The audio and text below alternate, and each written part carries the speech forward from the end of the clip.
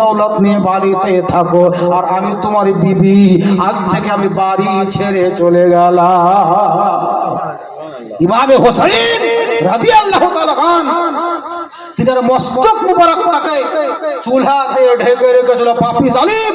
তারপরেও তিনার নূরের একটা কানেকশন শুরু হয়েছিল, যেখানে সুবহানাল্লাহ জিয়ারত করার জন্য জান্নাতি নারীগণ এসে সবাই আফসোস করেছিল যে মুসলমান, আপনি বলছেন আমি মুসলমান, আমি হোসেনকে খুব ভালোবাসি, আর ইমামে হোসেনকে ভালোবাসার পরিচয় গতকালকে আপনি দিয়েছিলেন, হই হট্টগোল করেছিলেন, দাঙ্গা বাজা করেছিলেন, ডিজে বাজিয়েছেন, বাজনা বাজিয়েছেন।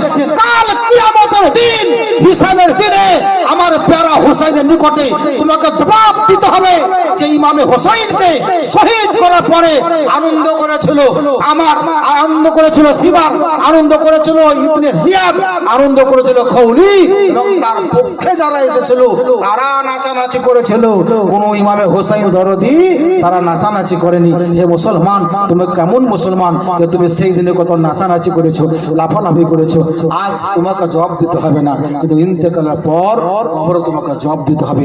বিরাদুল ইসলাম মুআজ্জাজ সামাইন, আজকে আপনার হচ্ছে কি আপনার মুহররম মাসের 12 তারিখ, আজ পর্যন্ত ইমামে হোসেনের মস্তক মুবারক বর্তমান আজকের টাইমে এই তারিখে দামেস্ক শহর পৌঁছেছে। দামেস্ক শহর মানে নিয়ে যাবে আর কি, এখন উনি রাস্তাতেই ছিলেন। যাই হোক,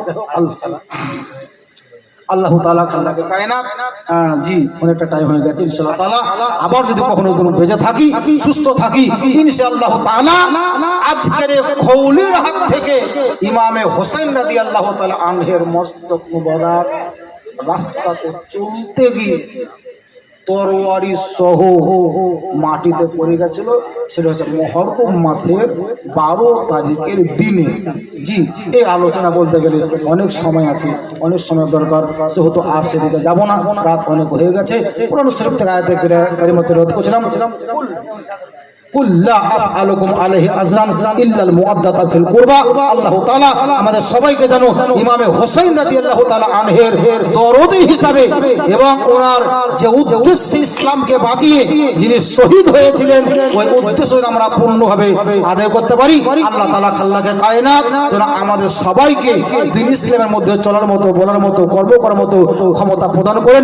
সবাই মিলে জোরে সোরে ভক্তি ভরে একবার দরুদ শরীফ পাঠ করেন। আল্লাহুম্মা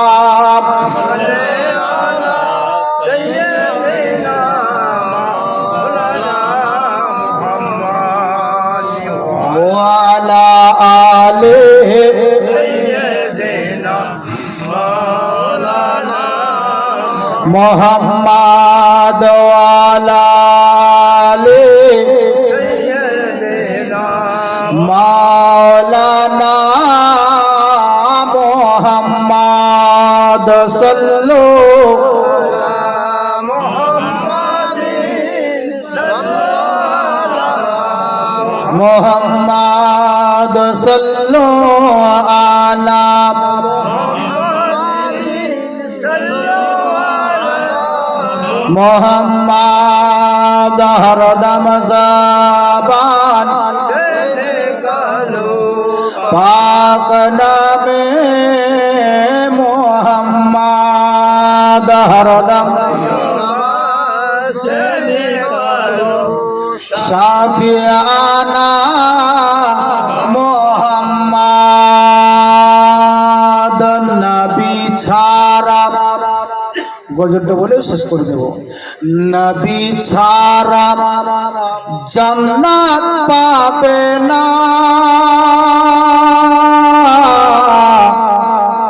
দয়ার নবীকে ভুলে যেও না।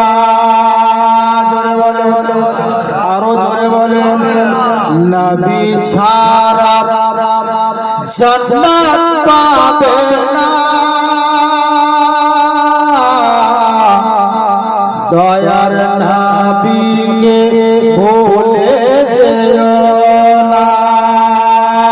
আল্লাহ তাআলা বলেন কোরআনে, যা আছে আসমান ও জমিনে, জোরে বলে, আল্লাহ তাআলা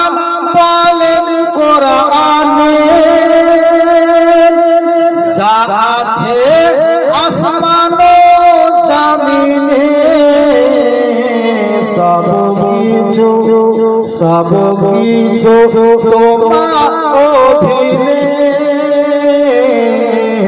যা আছে আসমান ও জমিনে, নবী ছাড়া জান্নাত পাবে না, দয়ার নবীকে ভুলে যেও না। একটু হবে না সুবহানাল্লাহ। নবী ছিলেন গো মায়ের পেটে, পিতা গেলেন পোষাতে, জোরে বলেন সুবহানাল্লাহ। নবী ছিলেন গো মায়ের পেটে, পিতা গেলেন পোষাতে, আসার পথে ফিরে এলো না, স্বামী হারা হলো মায়ামিনা, স্বামী হারা হইল মায়ামিনা, নবী ছাড়া জান্নাত পাবে না, দয়ার নবীকে ভুলে যেও না।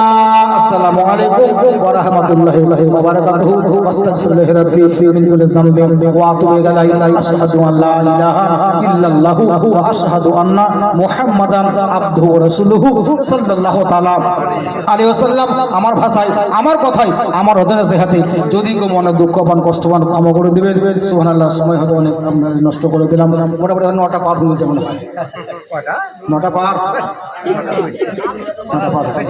সুবহানাল্লাহ। যাই হোক, আল্লাহ তাআলার কাছে দোয়া করব, আল্লাহ তাআলা যেন আমাদের সবারই, এখানে মা বোন ছোট বড় যারা আছেন, আল্লাহ তাআলা আমাদের সবারই ইমামে হোসেনের ওসিলাতে ছোট বড় সাগিরা গুনাহকে মাফ করে দেয়। জোরে বলেন আল্লাহুম্মা আমিন সুম্মা আমিন। রূপরামপুর থেকে যিনারা ইন্তেকাল করেছেন, যিনাদেরকে এই সাহাবাখানা ওই সাহাবাখানা দফন করে দিয়েছি, আমাদের অনেকের বাপ মা দাদা দাদি নানা নানা ভাই ভাতিজা উপভূমি ইন্তেকাল করেছে, আল্লাহ তাআলা যেন ইমামে হোসেন আলী আসগর আলী আকবর ওসিলাতে সমস্ত কবরবাসীর কবরকে জান্নাতি বাগান বানিয়ে দেয়। আল্লাহুম্মা আমিন। যে মহিলা মেয়েটি ইন্তেকাল করেছে, আল্লাহর কাছে দোয়া করব, আল্লাহ তাআলা যেন তাকেও জান্নাতে বড় জায়গা আতা করেন। আল্লাহুম্মা আমিন সুম্মা আমিন। আসসালামু আলাইকুম ওয়া রাহমাতুল্লাহি ওয়া বারাকাতুহু। আর বসে না থেকে একবার দাঁড়িয়ে সালাম করেন। ইয়া নবী সালাম